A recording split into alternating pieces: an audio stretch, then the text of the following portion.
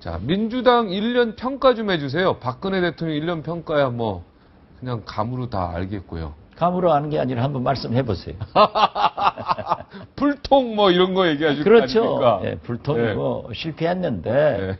그러면 박근혜 대통령 새누리당이 실패했다고 해서 우리 민주당이 성공했는가?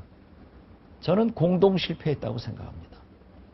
그렇기 때문에 우리 민주당도 많은 반성을 해야 된다. 이런 말씀을 드립니다. 네. 어떻게 반성하고 앞으로 어떻게 해야 됩니까, 민주당? 민주당은 조금 더 야당다워야 돼요.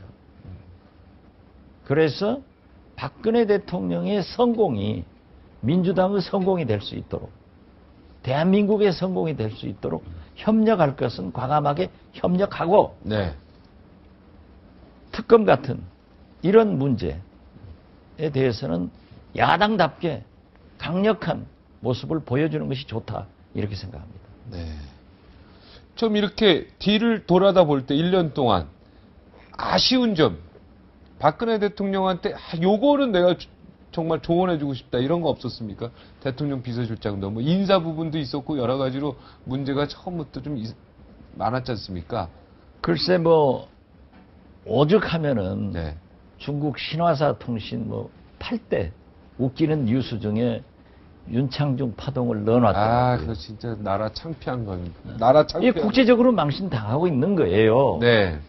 그렇지만은 우리가 박근혜 대통령이 당선됐으면은 선거 때는 치열하게 반대를 했지만 성공할 수 있도록 협력하는 자세도 우리 민주당에 필요합니다. 당연하죠. 그렇게 하기 위해서는 네, 그렇게 박근혜 대통령이 약속한 국민 대통합, 국민 행복 시대를 열 수 있게끔 대통령께서 좀 포용을 해줘야 되는데 완전히 야당을 인정하지 않고 새누리당도 마찬가지고 국회를 무시함으로써 정치가 실종돼가지고 불통정치가 된 거예요.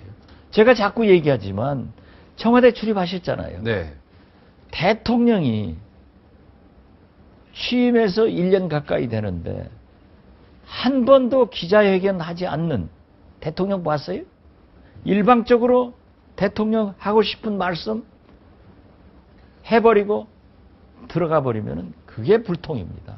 기자회견하고 기자들 질문도 받고. 그렇죠. 네, 연두 기자회견 뭐 이런. 그렇죠. 하겠죠. 이제 다음 달에 이제 1월에 할 것 같은데요. 그렇게 하시도록 네. 제가 여기서 얘기하는 것도 네. 자극이 될 거예요. 네. 그리고 대통령이 말이죠. 나와서 용납하지 않겠다. 이렇게 야당과 국민한테 협박이나 하면은 그거 안 되는 겁니다. 지금 보세요. 그러한 사람들과 불통 얘기 듣는 게 제일 좋은 일이다?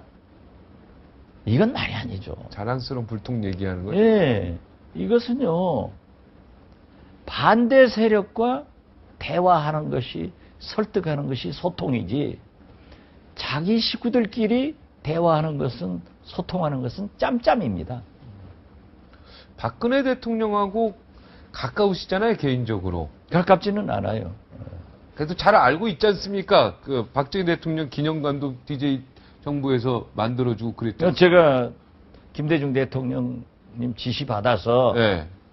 당시 박정희 대통령 기념관 만들었고, 네. 추진위원장인 신현학 네. 전 총리나 김준성 전 부총리하고 많이 대화를 해서 도왔죠. 네. 그때 박근혜 의원하고도 이렇게 안 만났어요, 저는.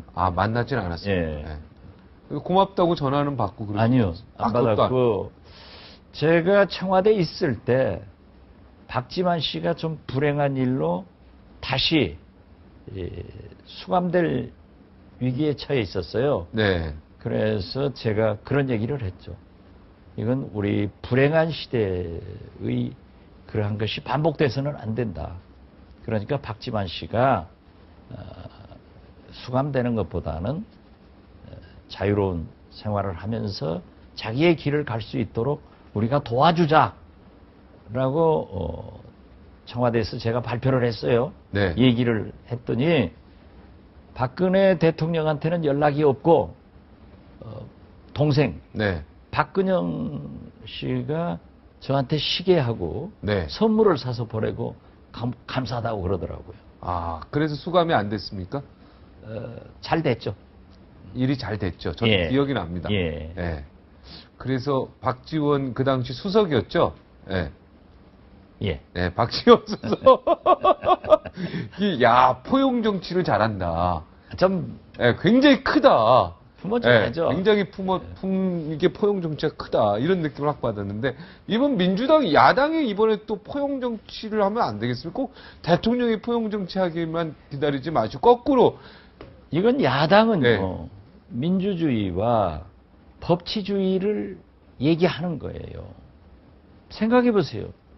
국정원이 지금까지 그런 대통령 선거에 개입된 것은요, 유신 이후 처음이에요.